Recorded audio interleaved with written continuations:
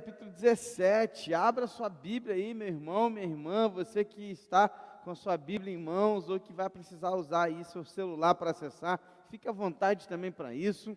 Eu te aconselho a desligar os dados móveis, né, qualquer coisa que venha te tirar atenção com mensagens, mas acesse também aí a Bíblia por meio dela, do seu dispositivo móvel, não deixe de ler por causa disso. E eu quero convidar você hoje para a gente poder ver no capítulo 17 de 2 Reis, o fim da linha para o reino do norte, para o reino de Israel. A gente viu até aqui que o reino se dividiu em dois: reino do sul, chamado Judá, e reino do norte, chamado Israel.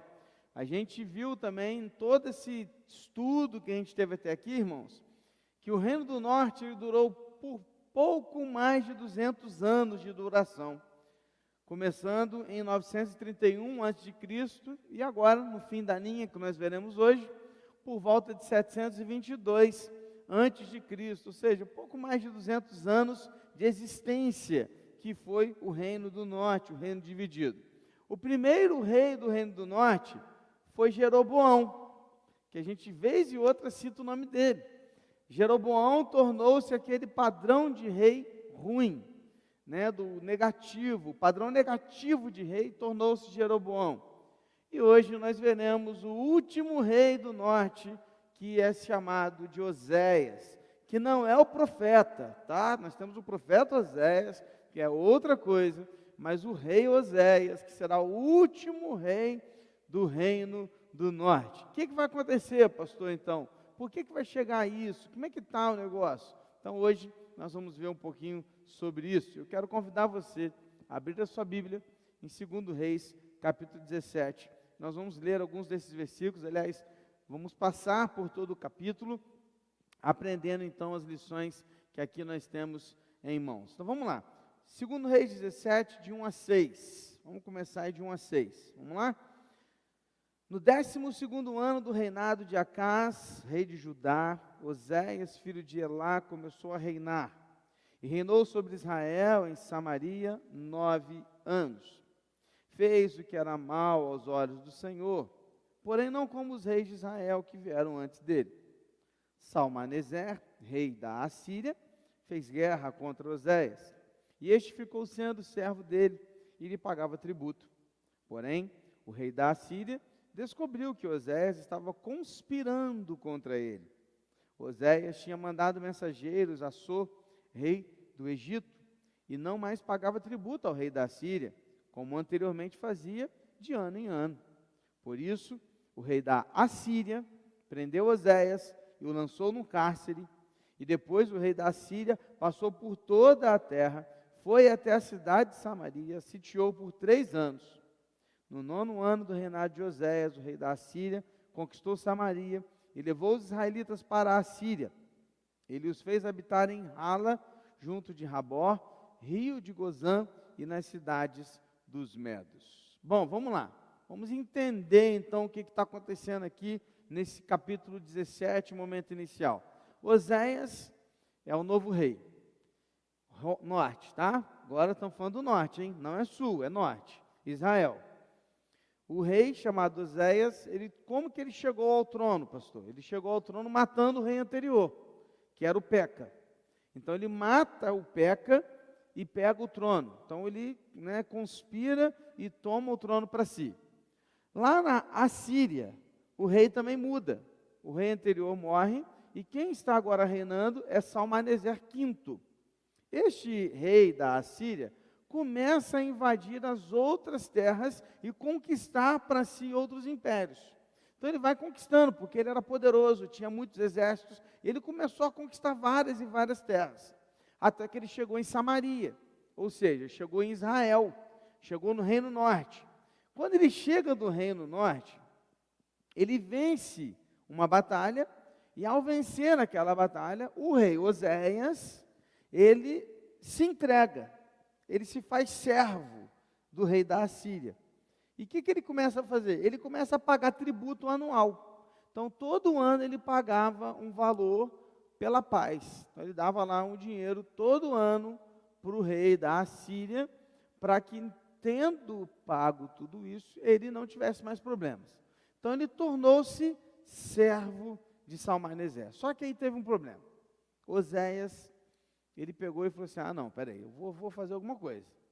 Vou resolver alguma coisa aqui. E aí, o que ele parte? Ele começa a procurar ajuda.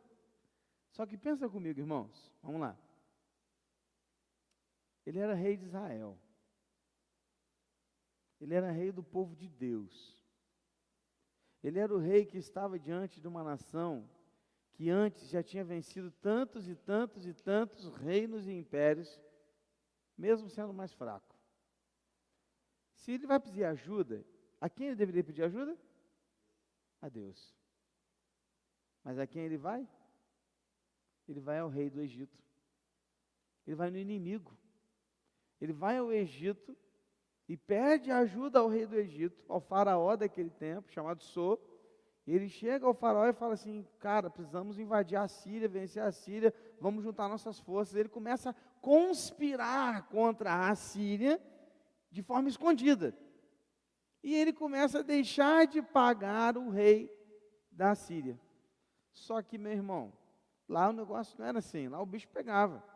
E aí o rei da Síria, percebendo essa situação, vendo que ele estava conspirando contra ele, vai em Samaria, pega o rei Oséias e o leva para o cárcere.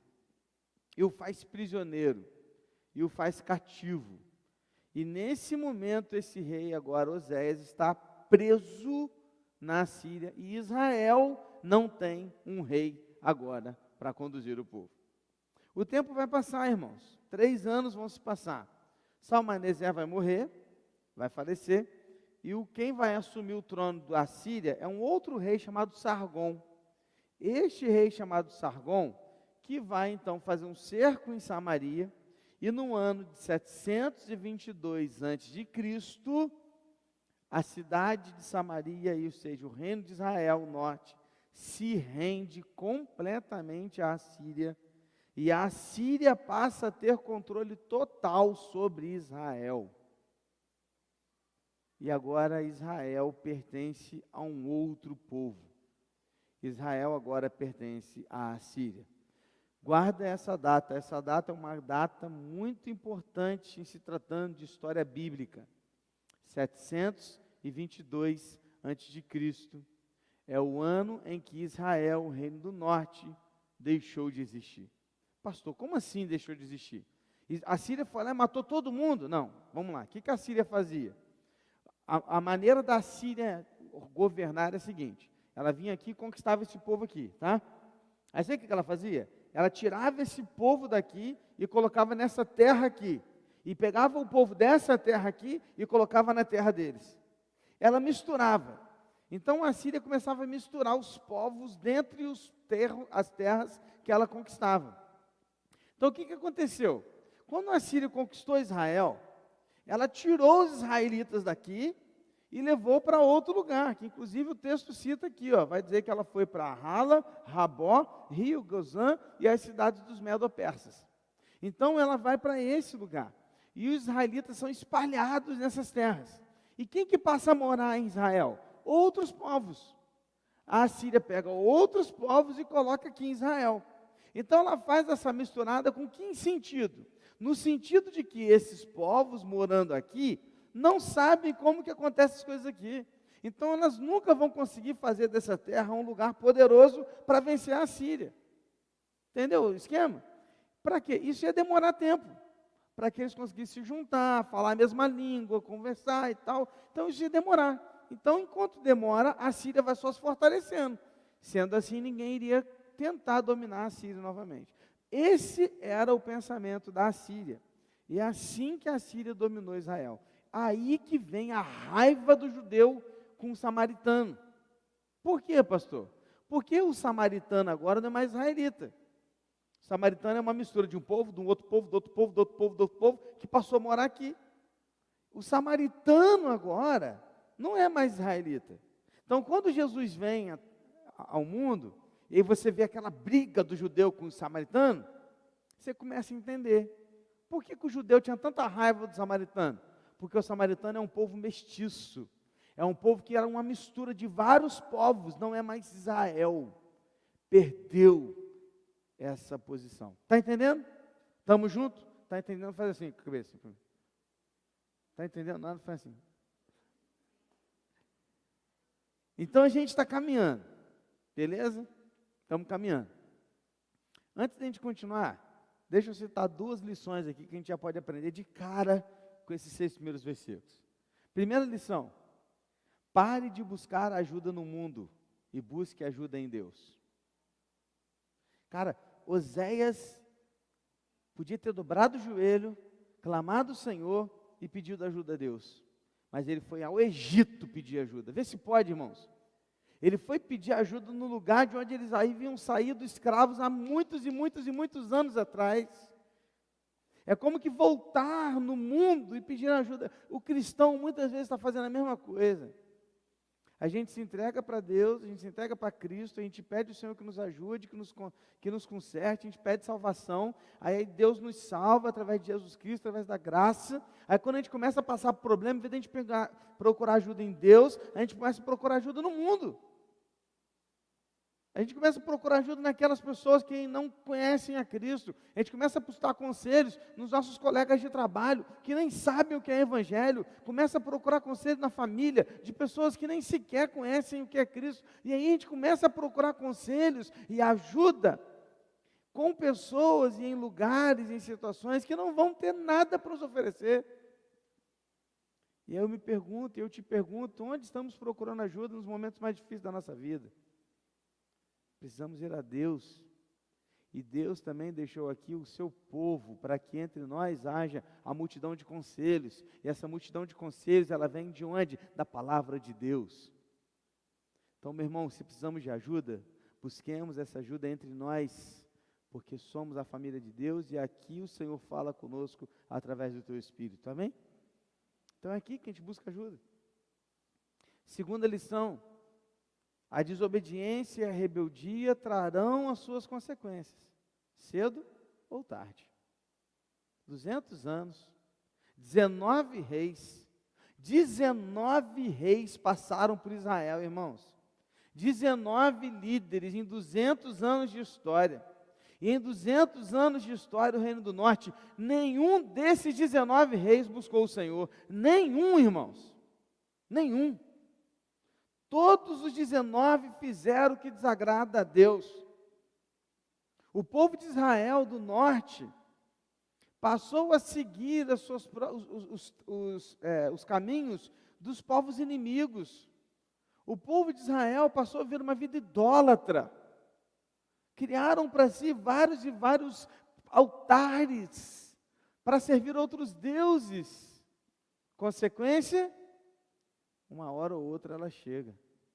A consequência é que a Síria chegou, tomou aquele lugar, destruiu aquele povo e fez essa mistura toda para acabar com aquele povo. Não se iluda, meu irmão. Toda escolha traz consigo uma consequência. Deus deixou claro para aquele povo, falou: se vocês me seguirem, eu vou abençoar, mas se desobedecer, eu vou amaldiçoar. Eles escolheram o caminho errado. Precisamos tomar cuidado com isso.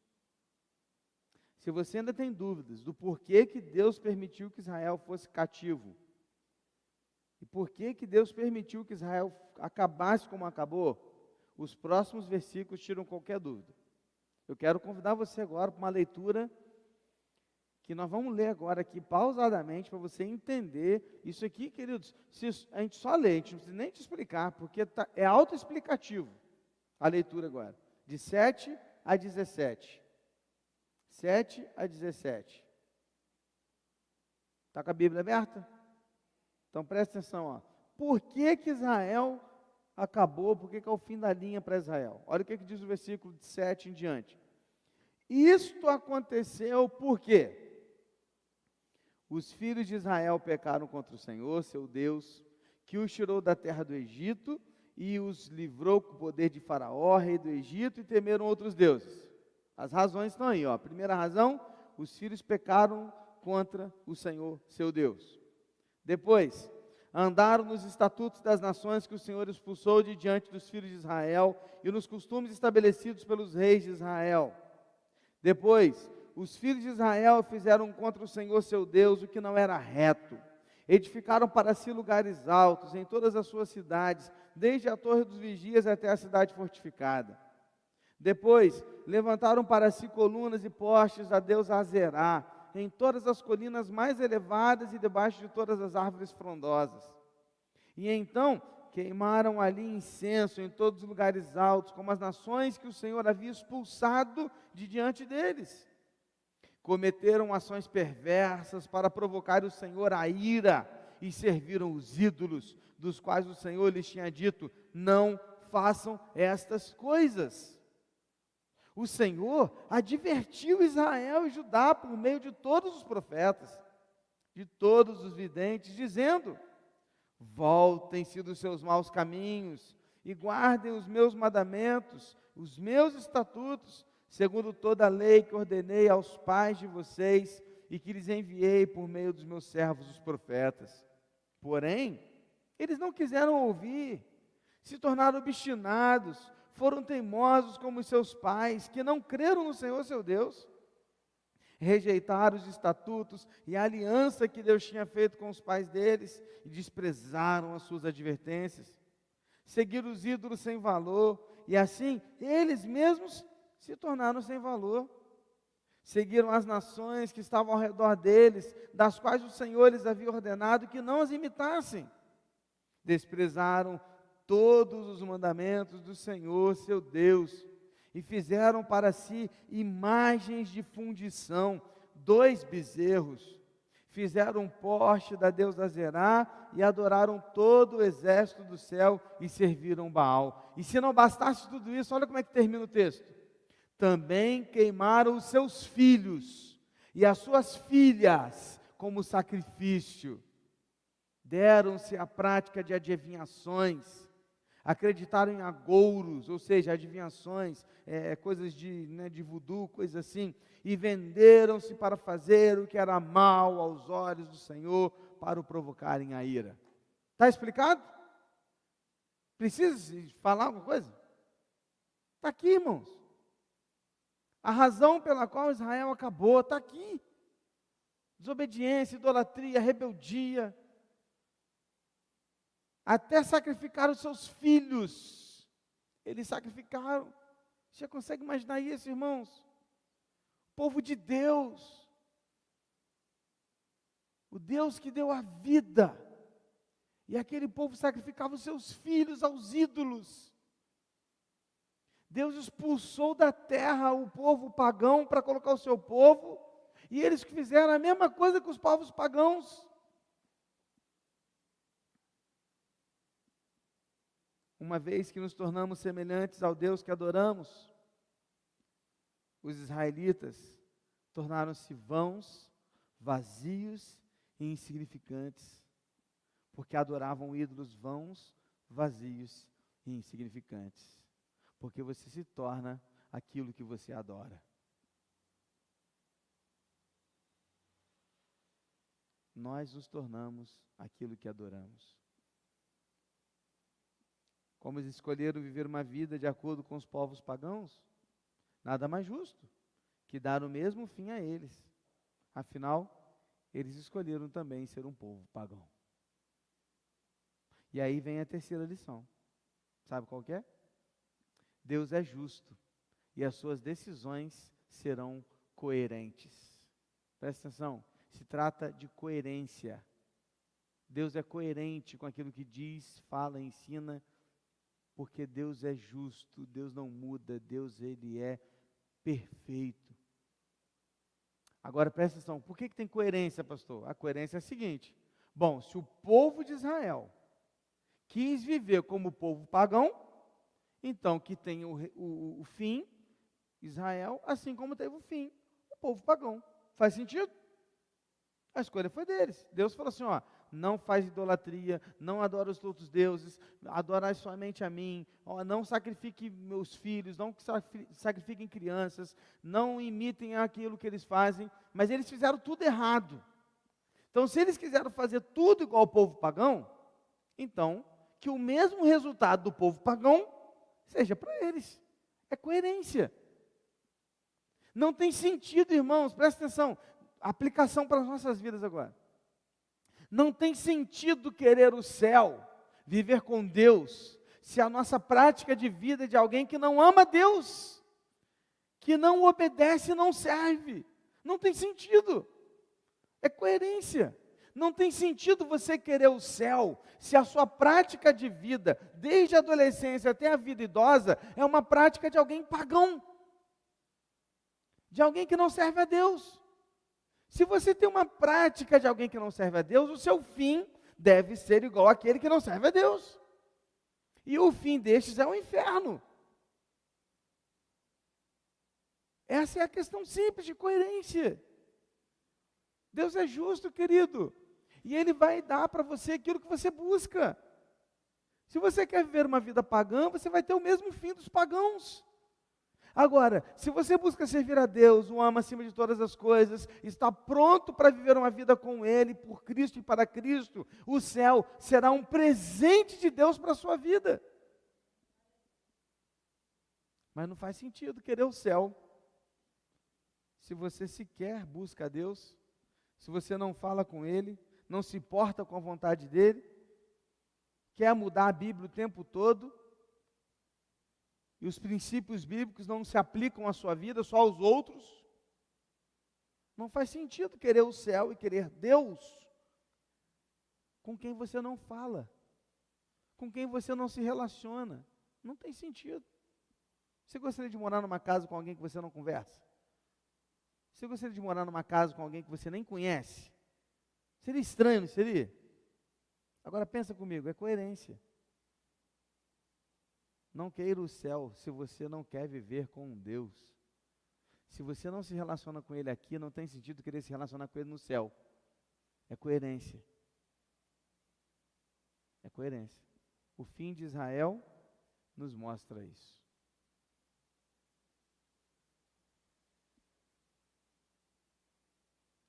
O texto continua dizendo assim, 18 a 23. Por isso o Senhor muito se indignou contra Israel e o afastou da sua presença, e nada mais ficou a não ser a tribo de Judá.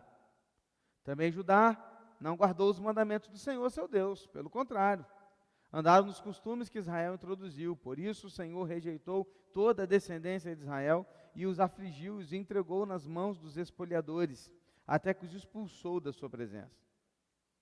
Pois quando ele separou Israel da casa de Davi, e eles fizeram de Jeroboão, filho de Nebate, o seu rei, Jeroboão levou Israel a abandonar o Senhor, e o levou a cometer grande pecado.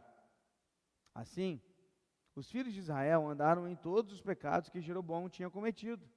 Nunca se afastaram deles, até que o Senhor afastou Israel da sua presença, como havia falado pelo ministério de todos os seus servos, os profetas. E assim, Israel foi levado cativo da sua terra para a Síria, onde permanece até o dia de hoje. O que o texto está dizendo aqui é o seguinte: Deus foi longânimo por um bom tempo, mas agora o fim da linha chegou. A ira dele agora está sendo aplicada àquele povo. O texto diz que tanto Judá quanto Israel não seguiram o caminho de Deus como ele esperava que fosse. Agora presta atenção, talvez você esteja se perguntando assim, pastor, mas e Judá? Calma.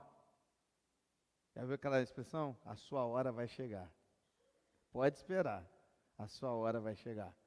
Falaremos daqui a pouco mais sobre Judá. Não chegará a ser o fim da linha, mas vão sofrer. Mas calma, vamos chegar lá. Vamos falar de Israel primeiro. Para Israel não teve jeito. Por quê? Porque Israel simplesmente, querido, olha só, Israel, ele buscou completamente a ira de Deus sobre a sua vida. Se separou de Judá, e ao se separar de Judá, eles ficaram longe do templo, porque o templo está aqui embaixo, tá? E ficaram longe da linhagem de Davi, porque os reis de Judá que estão na linhagem de Davi, não os do norte. Então eles se afastaram completamente daquilo que Deus tinha como propósito para o seu povo. Por esta razão, além de tudo que já falamos, a ira de Deus foi derramada sobre o povo de Israel. Israel nunca mais seria reconhecido assim. Por isso que hoje, até os dias de hoje, a gente não fala, quando a gente vai se referir a alguém que mora em Israel, a gente fala judeu. Porque o que ficou foi Judá. O Novo Testamento, por exemplo, a gente vai falar de quem? Dos judeus. Porque os judeus é quem sobreviveram, os judeus foi quem deram continuidade. Então, o que você precisa entender é que Deus deu várias oportunidades para eles. Várias. Mas eles não quiseram seguir o caminho do Senhor. Agora, o reino do norte está completamente destruído. E não mais se chama Israel. Agora vai se passar a se chamar Samaria, que é a capital deles. De novo, daí vem a raiva dos judeus para com os samaritanos. Samaria, todos que nasceram depois lá vão se chamar samaritanos. E aí vai ter essa questão toda envolvida que a gente conhece bem no Novo Testamento. Na continuidade dos nossos estudos, se Deus assim nos permitir, chegaremos uma hora nos evangelhos e falaremos um pouco sobre os samaritanos, judeus e coisas assim também. E isso vai ficar muito mais claro para vocês, que estão estudando conosco desde o início todo o Antigo Testamento. Como é que fica claro quando a gente começa a entender toda a história bíblica e toda a revelação de Deus. Estamos juntos até aqui? E aí o texto continua, 24 a 28. Olha que loucura que acontece agora. O rei da Assíria trouxe gente da Babilônia, de Cuta, de Ava, de Ramate, de Sefarvaim, e os fez morar na cidade de Samaria. Lembra que eu falei que a Síria fazia isso? Então o que ele fez? Trouxe gente da Babilônia, de Cuta, de Ava, Ramate, Sefarvaim, e fez aonde? Fez eles morar lá na terra de Israel. É assim que eles faziam, tá? Tomaram posse de Samaria e habitaram nas suas cidades. A princípio, quando passaram a morar ali, não temeram o Senhor. Então o Senhor mandou para o meio deles leões, que mataram alguns do povo. Por isso disseram ao rei da Síria: os povos que o Senhor, ó rei, transportou e fez habitar na cidade de Samaria, não sabem a maneira de servir o Deus daquela terra. E por isso ele mandou leões para o meio deles. Os leões estão matando aquelas pessoas, porque elas não sabem como servir o Deus daquela terra. Então o rei da Síria mandou dizer: levem para lá um sacerdote, que vocês trouxeram de lá, que ele vá, fique morando lá e lhes ensine a maneira de servir o Deus daquela terra. Assim, um dos sacerdotes que havia sido levado de Samaria foi e ficou morando em Betel e lhes ensinava como deviam temer o Senhor. Cara, para tudo aqui. A maneira como que a teologia daquele tempo olhava a questão de Deus, de terra e coisas assim, é diferente do que a gente sabe hoje, tá? Hoje a gente olha para a Bíblia completa. Quando a gente olha para a Bíblia completa e tudo que Jesus nos trouxe também luz na revelação quando Ele esteve conosco, está muito claro para a gente que Deus não precisa de um lugar, certo, irmãos? O nosso Deus, Ele é Deus de toda a terra, de todo o universo, de tudo que você pode imaginar. Então Deus, Ele age em qualquer lugar. Só que para eles, naquele tempo, não era assim. Não é que não era assim, o entendimento deles não era assim. Para eles, eles entendiam assim: no Egito, quem manda são os deuses do Egito. Certo? Na Assíria, quem manda são os deuses da Assíria. Em Israel, quem manda é o Deus de Israel. É assim que eles entendiam. Em cada lugar tinha um Deus, que era dono daquele lugar. Quando um povo estava naquele lugar, aquele povo tinha que servir aquele Deus daquele lugar, para que as coisas, ficassem bem entre aquele povo. Por isso, muitas e muitas vezes a gente vê os israelitas adorando a Baal, porque Baal era o Deus daquele povo, Canaã. E olha que loucura, eles adoravam a Baal pensando também nessa teologia que eles tinham daquela época, daquele tempo. Então o que acontece? Quando esse povo todo chega em Israel, alguns leões começam a comer algumas pessoas. E aí eles ficam desesperados. Eles falam assim, ele chama o rei da Síria e fala: rei, nós que estamos morando aqui nessa terra, nós não sabemos como adorar o Deus dessa terra. Então o que está acontecendo? Os leões estão comendo a gente. A gente precisa resolver esse problema. Aí que o rei da Síria tem uma brilhante ideia. Qual que é a brilhante ideia? Busca um sacerdote de Israel, que está em outro lugar, traz esse sacerdote para cá, e esse sacerdote vai ensinar o povo como adorar esse Deus, e assim evita o problema. E aí ninguém mais vai ter problema com essa terra. Então esse Deus vai chegar, esse sacerdote vai chegar lá para ensinar o povo a fazer isso. Só que aí tem um porém. O porém aqui, queridos, é que esse sacerdote, quando ele chega ali, ele não sabe ensinar o povo a fazer o que era reto. Primeiro porque ali haviam algumas pessoas ainda de Israel que não sabiam adorar a Deus de verdade, e o sacerdote, quando vem, vai para Betel, que é onde tinha bezerros de ouro. Ou seja, ele vai para a idolatria, ensinar o povo a idolatrar. O que você precisa entender aqui é o seguinte, é uma lição aqui que é muito triste essa lição, mas é essa. É triste quando o povo de Deus não sabe mais adorar a Deus. Irmãos, que terrível. Pare e pensa. O rei vai lá e traz um sacerdote, e o sacerdote não sabe ensinar o povo a adorar a Deus. Os israelitas que ainda estavam ali não sabiam como adorar a Deus, e não sabiam ensinar a adorar a Deus. Agora pensa comigo, queridos, quantos na igreja aqui estão e não têm ideia de quem é Deus de verdade? Já para pensar nisso? Não sabem nada da teologia verdadeira, não conhecem a Bíblia, não sabem orar e não se envolvem na adoração verdadeira. Não sabem evangelizar. O povo do Evangelho não sabe evangelizar. Não consegue encontrar um profeta menor na Bíblia. Se eu virar aqui e falar assim, irmãos, abre agora Obadias aí. Abre Naum. Se eu viro para você e falar assim, abre, irmãos, em Salmo 151. Tem gente que vai tentar achar. E Salmo acaba em 150.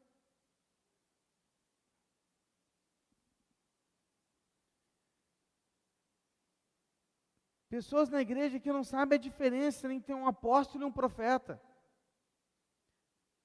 Pessoas na igreja, queridos, que não sabem nem o que é a ceia do Senhor e o que ela representa. Estão perdidos quanto a isso. E por esta razão, muitas vezes até acreditam que a ceia e tomar do vinho e comer do pão cura.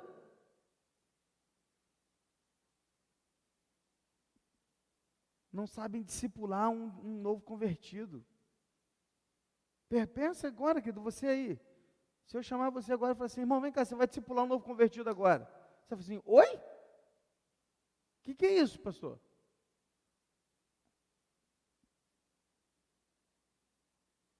Crentes que nunca leram a Bíblia inteira. Eu não vou nem perguntar para você não levantar a mão para não passar vergonha.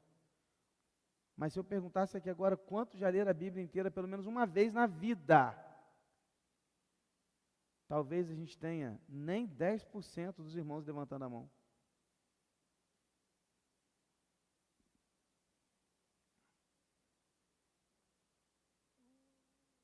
O povo da igreja que não sabe a história da igreja, não conhece suas doutrinas, não sabe nem dizer o que é evangelho, e são chamados de evangélicos. Vivem o ódio e a discriminação, um povo egoísta e hipócrita, que não amam com o amor de Jesus. E eu me pergunto, talvez se estivesse Israel, da mesma forma, Israel estaria perdido.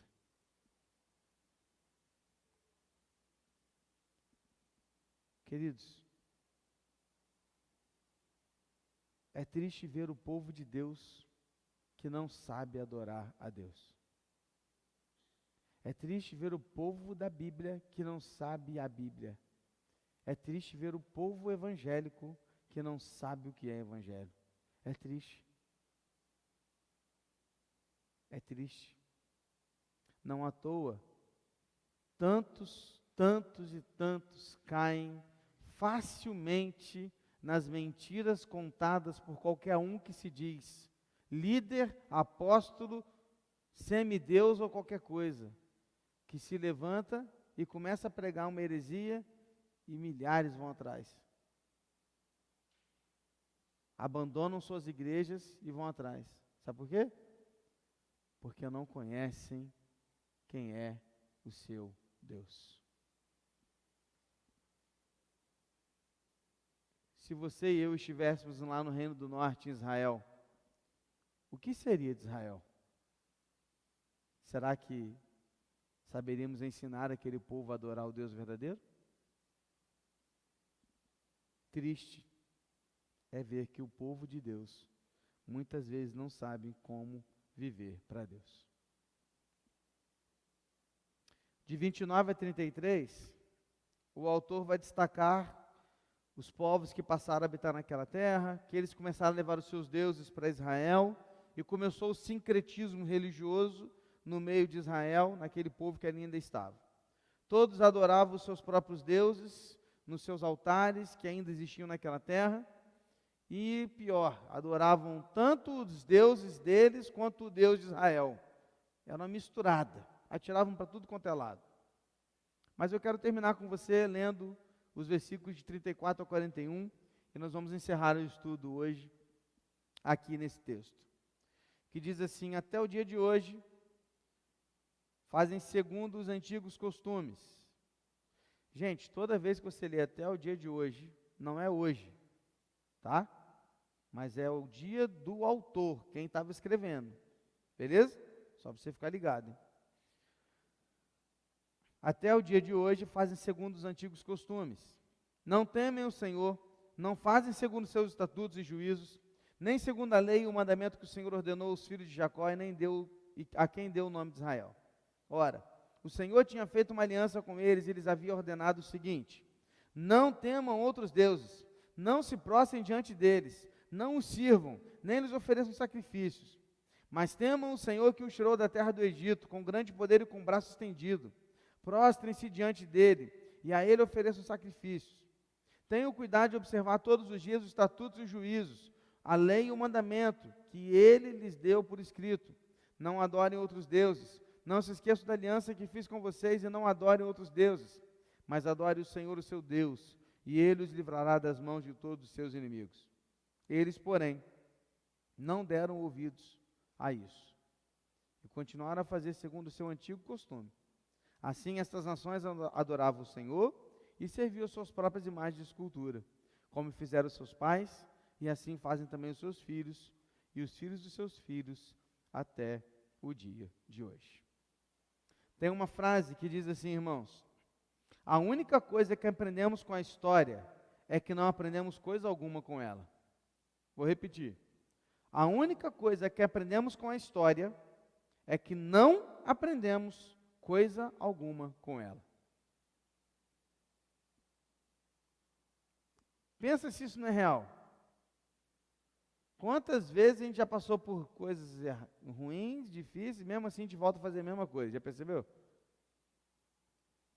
Assim era também esse povo. Deus deu mais uma chance, irmãos. Meus irmãos, Deus deu mais uma chance para eles. Última oportunidade, última chance. Falou para eles: olha, abandone os ídolos, abandonem os povos, começa a fazer o que eu quero, não sirva outro Deus, apenas ao Deus vivo, tal. Deu lá toda a explicação, igual você acabou de ler comigo aí. Terrível é quando a gente lê o versículo 40. Porque o versículo 40 diz assim, olha: eles, porém, não deram ouvidos a isso, e continuaram a fazer segundo o seu antigo costume. Triste, não é, irmãos? Terrível. Apesar de Deus ter advertido, disciplinado, mostrado, apontado, ensinado, eles ignoraram a história, ignoraram tudo e continuaram a fazer tudo segundo o seu antigo costume. Eu quero fechar, queridos, aqui e te dizer o seguinte: a mensagem central desse capítulo, trágico, é esse. A falsa adoração conduz a práticas corruptas, as práticas corruptas redundam em condenação e em julgamento de Deus. A última lição dessa noite é que o julgamento chegará para todo aquele que não se render aos pés do Senhor. A última lição dessa noite é, querido, um dia o julgamento vai chegar. Chegou o dia em que a ira se manifestou contra Israel, o reino do norte. E nunca mais se ouviu falar de Israel. Chegará um dia que o julgamento dele chegará também a todos nós. E aí, meu irmão, a questão é muito simples. Ou você está com Deus, ou você está sem Deus. Porque eu já disse e repito, há apenas dois grupos de pessoas na face da terra. Os com Cristo e os sem Cristo. A pergunta é: de que lado você está? Com quem você está? Está na hora de aprender com a nossa história. Está na hora de aprender com a palavra de Deus. Porque quantas e quantas vezes, queridos, eu posso te dizer aqui, posso listar para você, enumerar, apontar, quantas e quantas vezes, como pastor, eu aconselhei, mostrei, falei, apontei, cara, não vai por ali, faz isso, a Bíblia diz assim, a Bíblia quer isso, muda isso, para com isso. E a pessoa saía do gabinete, saía da conversa e fazia tudo errado. Tudo contrário. Sabe por quê? Porque o versículo 40 é exatamente o que a gente vive ainda hoje. Porque o versículo 40 ainda vive gritando nos nossos corações, dizendo: eles não deram ouvidos a isso e continuaram a fazer segundo o seu coração. Presta atenção. Quantas vezes Deus está falando com a gente aqui do púlpito, da palavra, da leitura, na oração, no culto de oração, no PGM, na EBD, quantas e quantas vezes Deus está falando com a gente, e o versículo 40 está sendo cumprido nas nossas vidas. Nós não demos ouvidos, demos as costas e continuamos a fazer aquilo que o nosso coração quer. Precisamos acordar. Porque o mesmo resultado que deu para Israel, o reino do norte, será para aqueles que não estiverem com Cristo no dia final. Hoje é uma palavra de despertamento, uma palavra de alerta. Deus está dando a dica, Deus está deixando claro: muda, para, faz, não faz. E o versículo 40 muitas vezes é real nas nossas vidas. Não damos ouvidos e continuamos a fazer segundo o nosso coração. Feche seus olhos, ore ao Senhor. Você e Deus, peça a Ele: Senhor, eu não quero ser como este que não dá ouvidos ao Senhor. Senhor, eu quero fazer diferente, Senhor, eu quero te dar ouvidos. Eu não quero fazer mais segundo o meu coração, Senhor, eu quero fazer segundo o teu coração.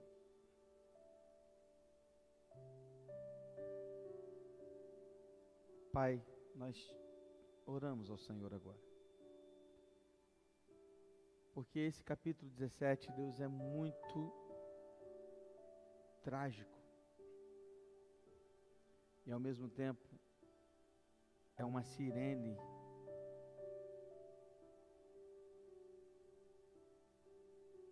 piscando e fazendo um barulho bem alto nos nossos corações, dizendo: acorda. É um alerta. É um alerta para que a gente desperte, para que a gente entenda que muitas vezes o Senhor está falando conosco, falando, e nós estamos fazendo como o versículo 40, não dando ouvidos para a tua voz, fazendo tudo segundo os antigos costumes, segundo o nosso coração. Perdoa-nos, ajuda-nos, para que o versículo 40 seja um alerta e ao mesmo tempo não seja uma realidade nas nossas vidas, para que a gente comece a dar ouvido para o Senhor, comece a mudar, a fazer diferente, para que não aconteça conosco o que aconteceu com o Reino do Norte. Triste olhar para um reino e saber que ali não havia ninguém que o adorava, e ninguém que sabia ensinar os outros a adorar o Senhor.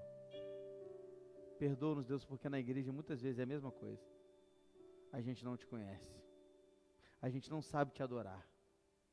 A gente não sabe da tua palavra. A gente não conhece a tua Bíblia. A gente passa horas e horas e horas de frente de qualquer coisa, mas não passa minutos com o Senhor. Perdoa-nos pela nossa hipocrisia de vir aqui e cantar poderoso Deus e ao mesmo tempo não nos render ao Senhor que é todo-poderoso. Perdoa-nos por cantar aqui escudo, que é a tua palavra, mas ao mesmo tempo sequer abrimos a tua palavra durante a semana. Perdoa-nos e ajuda-nos a ser um povo que verdadeiramente te conhece, que se for preciso citar e explicar o que é evangelho, a gente saiba isso na ponta da língua, que se for preciso discipular alguém, a gente saiba o que é discipular, que quando a gente for perguntado quantas vezes já leu a Bíblia, a gente possa responder pelo menos uma eu já li, e quero continuar lendo todas as vezes, mas que a gente entenda a seriedade do que é ser cristão. Por favor, Deus. Por favor. E agora que o amor de Deus o Pai, a graça salvadora do nosso Senhor e Salvador Jesus Cristo, a comunhão e a consolação do Santo Espírito de Deus, esteja com todo o povo de Deus espalhado na face da terra, mas em particular, Senhor, com o teu povo aqui neste lugar, que não vai virar as costas para o Senhor, mas vai te dar ouvidos, agora e para todo o sempre. Amém, Senhor. Amém, queridos? Que Deus assim nos abençoe e continue a falar aos nossos corações. E daqui em diante a gente vai continuar e vai chegar a hora de Judá também, nós veremos.